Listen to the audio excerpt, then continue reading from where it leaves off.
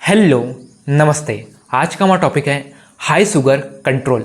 आजकल की जनरेशन में 50 से 80% लोगों को हाई शुगर की प्रॉब्लम देखने को मिल रही है। आजकल की मॉडर्न लाइफ स्टाइल में नॉन हेल्दी फूड को बहुत अधिक कंज्यूम किया जा रहा है, जैसे कि कई प्रकार के एनर्जी ड्रिंक, कई प्रकार की सॉफ्ट ड्रिंक और कई प्रकार के पैकेजिंग फूड को बहुत अधिक कंज्यूम किया जा रहा है। इन्हीं के कारण हमारे बॉडी में कई प्रकार के नेगेटिव इफेक्ट, कई प्रकार के प्रॉब्लम देखने को मिलते हैं और इन्हीं के कारण सबसे अधिक शुगर और डायबिटीज़ बढ़ने की प्रॉब्लम देखने को मिलती है। आपने अपने शुगर को कंट्रोल करने के लिए कई प्रकार के एलोपैथिक मेडिसिन का यूज़ किया होगा। फॉर एग्जांपल, फर्स्ट मेडिसिन है metformin hydrochloride tablet. Second medicine है शुगर केयर।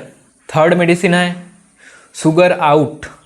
फोर्थ मेडिसिन है doctor made GB tablet. Fifth medicine है ओगली बोस टेबलेट 0.3 mg।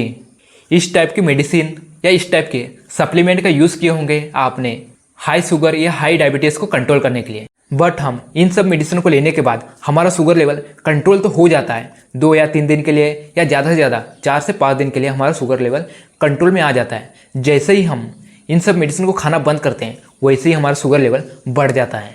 अब आपके मन में एक कॉमन क्वेश्चन आता है, फिर आप अपने डॉक्टर से क्वेश्चन करते हो कि डॉक्टर साहब हम कब तक के इस मेडिसिन को खाएंगे। फिर आपके डॉक्टर साहब बोलते हैं कि आपको डायबिटीज़ का या शुगर का मेडिसिन बहुत लंबे टाइम तक के खाना होगा, जब भी आपका शुगर लेवल या डायबिटीज़ लेवल कम होगा। पर ऐसा नहीं बोलते डॉक्टर साहब कि हमें कब तक और कितने टाइम तक के खाना होगा, पर डॉक्टर साहब अपने सबकॉन्शियस माइंड में ये छुपा के रखें कि आपको डायबिटीज़ का मेडिसिन ज़िंदगी भर खाना होगा।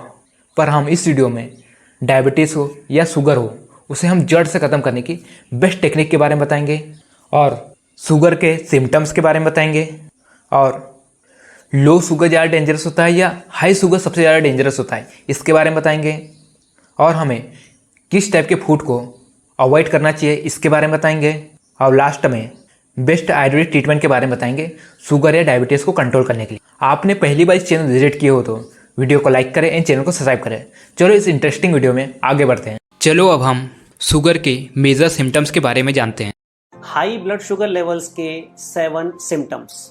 नंबर 1, अनइंटेंशनल वेट लॉस, यानी बिना कोशिश किए हुए वजन का कम होना। नंबर 2 सिम्टम, गला सूखना यानी कि प्यास बहुत लगना। नंबर 3 सिम्टम, एक्सेसिव यूरिनेशन यानी कि रात को भी कई बार यूरिन के लिए जाना। नंबर 4, इम्पेयर्ड वुंड हीलिंग, कोई जख्म या घाव टाइम से नहीं भर रहा। 5वां सिम्टम, बहुत ज़्यादा थकावट। 6ठा symptom, blurring of the vision. Number 7 symptom, पेट खराब होना।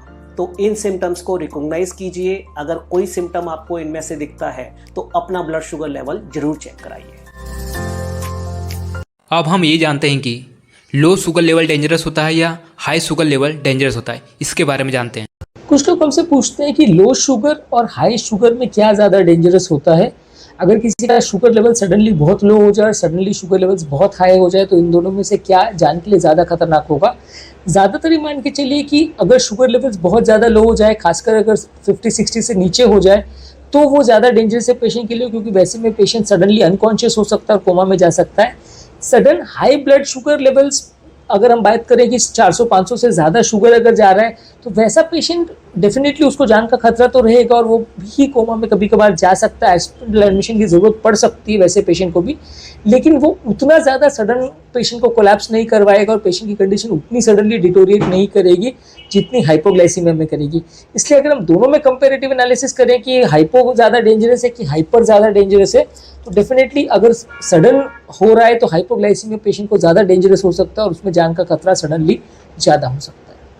हाई शुगर हो जब हमें किस टाइप के फूड को अफोर्ड नहीं करना चाहिए या हमें किस टाइप के फूड को नहीं खाना चाहिए, इसके बारे में जानते हैं। फ्रेंड्स, आज हम बात करेंगे किस तरह के खाना खाने से डायबिटीज़ का चांस बढ़ सकता है। कई लोग इस तरह की बातें करते हैं कि हमने मीठा बहुत ज़्यादा खाया इसलिए डायबिटीज़ हो गई, या 2 दिन पहले मिठाई खा ली थी इसलिए डायबिटीज़ हो गया।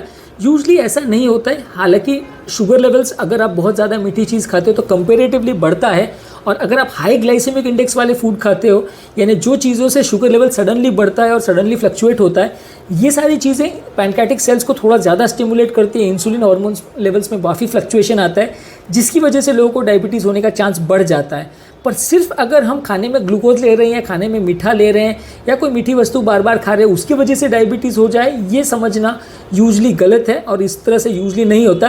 पैनक्रियाटिक सेल्स अगर नॉर्मली काम कर रहे हो तो अगर आप ज़्यादा मीठा भी खाएं तो उसमें कोई फ़र्क नहीं पड़ेगा। पहले से अगर डैमेज पैनक्रियाज हो या पहले से अगर इंसुलिन हार्मोन का रेजिस्टेंस हो तो ही ऐसे पेशेंट में शुगर खाने से शुगर लेवल्स फ्लक्चुएट होगा।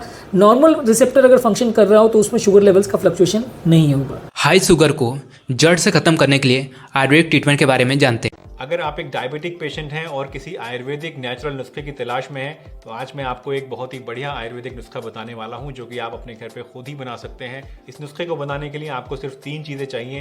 पहली चीज़ है जामुन की गुठली, दूसरी चीज़ है करेले के बीज और तीसरी चीज़ है गुड़मार। ये तीनों ही चीज़ें आपको पंसारी की दुकान पर या किसी अच्छी आयुर्वेदिक शॉप पर मिल जाएंगी। इन तीनों चीज़ों को आप बराबर क्वांटिटी में ले लीजिए, 100 ग्राम ले लीजिए और इनको एक ग्राइंडर के अंदर डाल के आप अच्छी तरीके से पीस लीजिए। जब इनका एक फाइन पाउडर बन जाए तो इसको एक मोटी से छलनी के अंदर आप छानिए और एक एयर टाइट कंटेनर के अंदर इसको आप स्टोर करके रख लीजिए। 5 ग्राम यानी करीब 1 टीस्पून इसमें से आपको दिन में 2 टाइम लेना है, दोपहर का खाना खाने से आधा घंटे पहले और रात को खाना खाने से आधा घंटे पहले। यकीन मानिए सिर्फ 21 दिन अगर आप इस नुस्खे को इस्तेमाल करेंगे तो आपकी जो शुगर है वो काफ़ी अच्छी तरीके से कंट्रोल में आने लगेगी और शुगर की वजह से आपकी बॉडी के अंदर जो अलग अलग साइड इफेक्ट्स आते हैं उनमें भी आपको काफ़ी ज़्यादा फायदा मिलेगा। आप इन सब नियम को फॉलो करोगे तो आपका शुगर लेवल कंट्रोल में हो जाएगा और जड़ से ख़त्म हो जाएगा।